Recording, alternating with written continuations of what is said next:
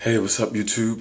DeVel Wilson here. I haven't done a video in a while, so I figured I'd go ahead and do one apart from my Facebook and Instagram posts, because as some of you may know, all I do, as far as social media is concerned, is post inspirational posts to try and encourage people to want their own relationship with God and all of the wonderful things that come with it, or the wonderful understanding that comes with having that relationship.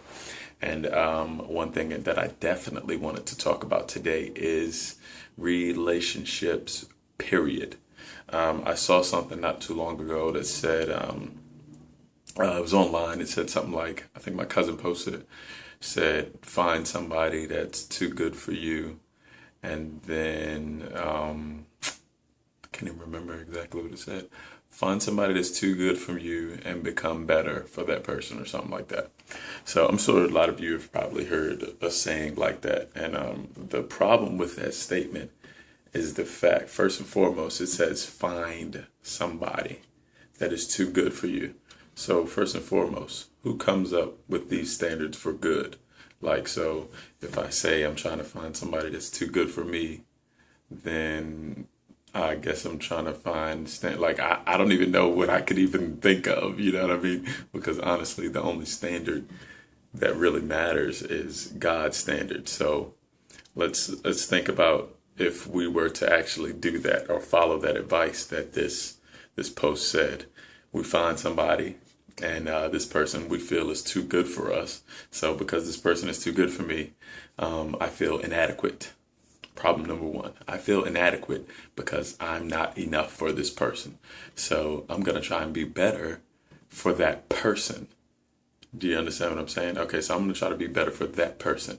The problem with that is, what if me and that person don't make it? What if that person is not it for me? You know, like, when you limit yourselves to a standard of a person, you end up limiting yourself as a human being, period. You don't want to create a feeling of inadequacy within yourself. Like, if you want to be self-sufficient and feel good about yourself, you know, that's not the way to do it. That's not the way. You don't find somebody that you feel is out of your league.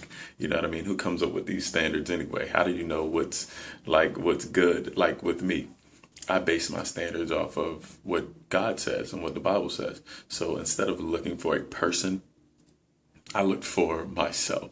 So you don't find a person, you don't look for a person. You try and find the best self that you can be. And the way that you do that is with a relationship with God. Changing the way you talk, changing the way you act, changing the places you go, and changing the people that you hang with. But you do these things based on God's standards. You don't just cut people off just willy-nilly just because. What you do is you try and get closer to God. And if those people are not helping you, they're actually hindering you from getting close to God, then at the end of the day, those people aren't people that you should be around. You know what I mean? So once I got my standards right with God, I was to the point where I could find, no, not I could find, I found myself. Now I found myself in him. And when I found myself in him, I was already the man that my wife would have had for me to be before I even got there.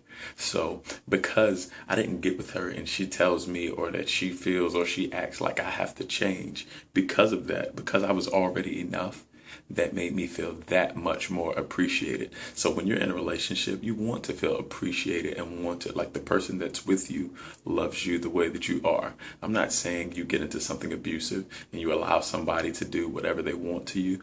But at the end of the day, if somebody loves you and they love you the correct way, the way that God loved us, which is unconditional, that means that they're going to love you despite the time and the flaws that tell you not to, that tell them not to.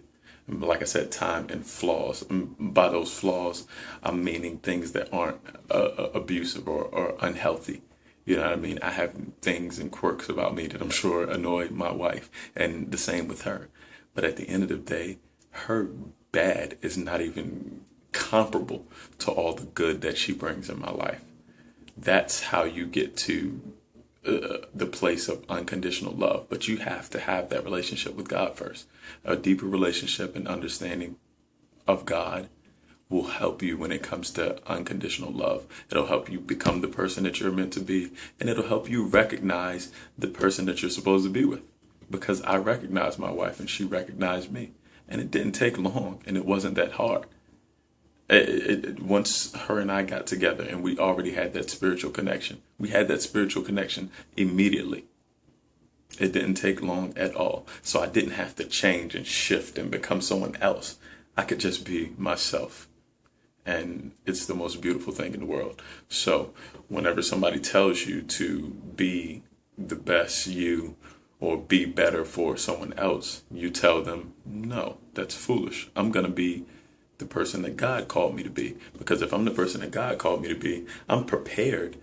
Whether me and whoever I end up with it works out or not, I'm going to give it 100% so that once I give it 100%, if it does end, I know it wasn't meant for me because I have no regrets because I know that I tried. Okay? There's a lot more that it could be said about this, but I think my video is running out. So I'm going to end the video now. But like I said, just please remember, you never chase after a person. If you want to get to forever, it's not really forever. It's till death do us part. If you want to get to that point of till death do us part, then you have to make sure that you have the correct foundation for that unconditional love. And the best foundation for unconditional love is changing your lifestyle to fit God's standard, not another human being's. Because unfortunately, we as human beings have very foolish and silly standards. Think about some of the things that you like or that you want in a person, and then you got a little bit older and you stayed with that person for a while and you realize, that's not what I wanted. Think about it. God's standard is above our own. Peace and love.